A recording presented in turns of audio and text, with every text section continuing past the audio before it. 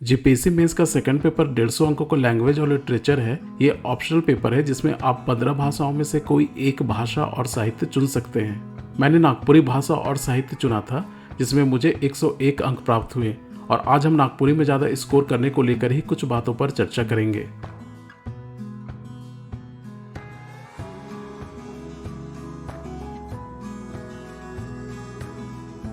नागपुरी का syllabus section A और section B दो भागों में बटा है।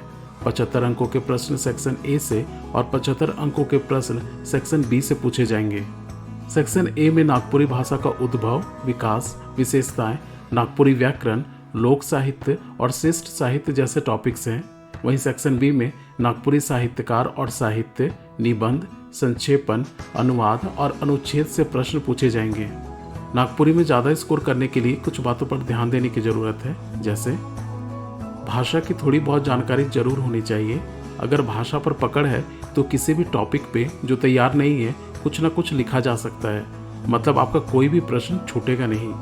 मेंस में क्वालिफाई करना है तो आपको सभी पेपर के सभी प्रश्नों को लिखना होगा, किसी भी प्रश्न को छोड़ना नहीं है। खुद से नोट्स बनाने की कोशिश करें। कोचिंग के नोट्स और टेक्स्ट बुक दोनों को पढ़कर अपना खुद का नोट्स तैयार करें।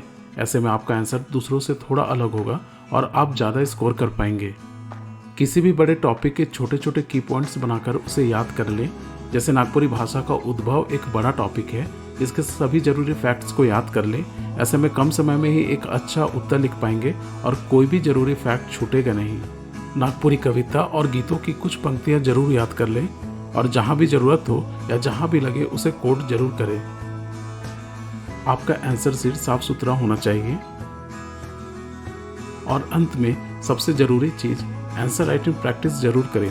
बिना इसके 3 घंटों में सभी प्रश्नों को सही सही लिख पाना मुश्किल होगा और आप सही से टाइम मैनेज नहीं कर पाएंगे।